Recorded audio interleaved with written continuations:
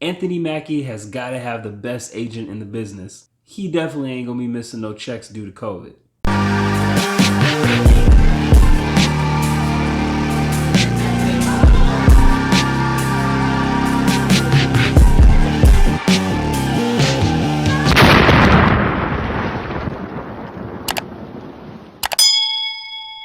Outside the Wire. So, Outside the Wire is the latest movie on Netflix and the first of 2021. It's centered around this drone pilot. He shows little to no remorse for human life, and because of that, he gets sent to the battlefield just to give him an up close experience of just how valuable people are, and so that he understands that life is more than just collateral damage.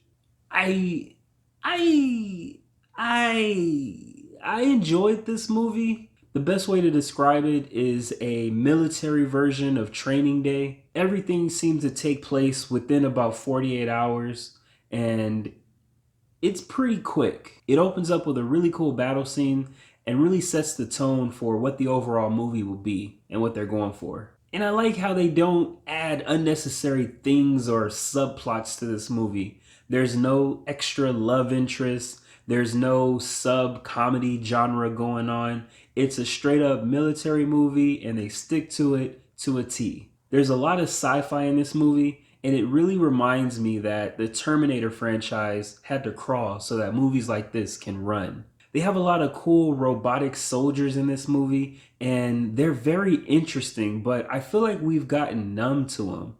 I don't know if it's because of movies like Terminator or Area 51 or the damn Google and Amazon robots, but they seemed very realistic and something that can be made presently. They really blend well in this film, and it never felt like something that was just ridiculously thrown in there. They really fit it together.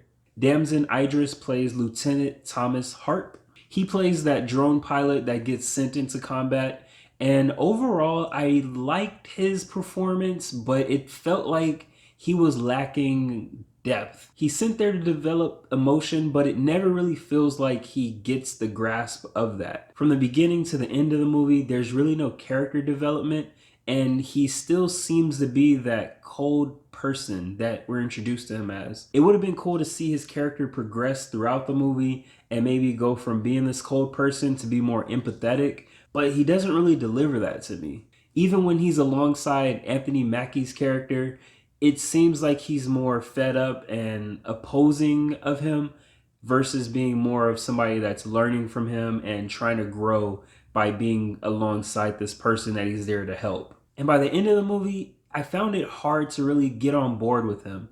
He never really convinces me that he's that person that's the hero of the whole thing.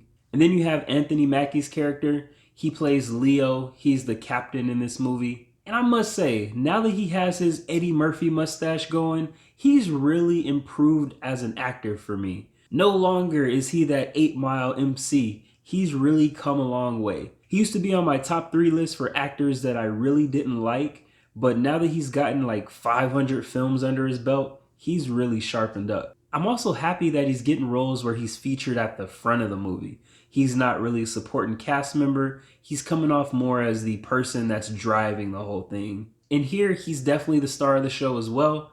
I thought on camera when he's with Damson's character, they are cool, but I don't really get that chemistry being built between them. It felt more like two people together that were bickering and didn't trust each other versus two people that are at war trying to protect each other. What really would have been cool if they had more scenes where they're talking and more dialogue. The only times that we really see them is when they're in a car driving really fast, or they're being shot at, or they're just in an action scene. You can tell that the movie really centers around these two, but the chemistry definitely could have been better.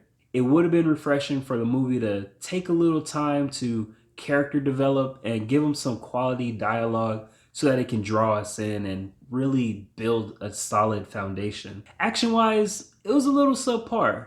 I didn't like the hand-to-hand combat that they had in this movie.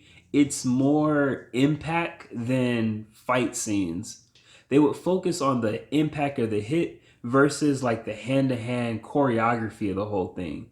It was more of the end of the fight versus the whole fight itself. And because of that, it kind of got a little boring. They zoom in at the wrong times, and I really wasn't impressed by the overall action because of that. There's a lot of gun scenes, that's cool, but action is just subpar overall. All in all, this movie was okay. It doesn't keep me on the edge of my seat, but it keeps me interested enough to not turn it off. With it being January, a lot of the movies that aren't as hyped start coming out, but I think this is the year that Netflix really gets challenged as a streaming company. Alongside HBO, you got Hulu coming out with some quality shows, Disney Plus is starting to drop some good stuff, and Apple TV is not far from the pack. And I really hope Netflix is able to pick it up this year and give us quality movies and TV shows, not just those voiceovers that look good but the lips don't match. I'd say Outside the Wire is a good movie to catch when you can. Have you seen Outside the Wire? What'd you think of the acting? Who was your favorite character? Let me know in the comments below.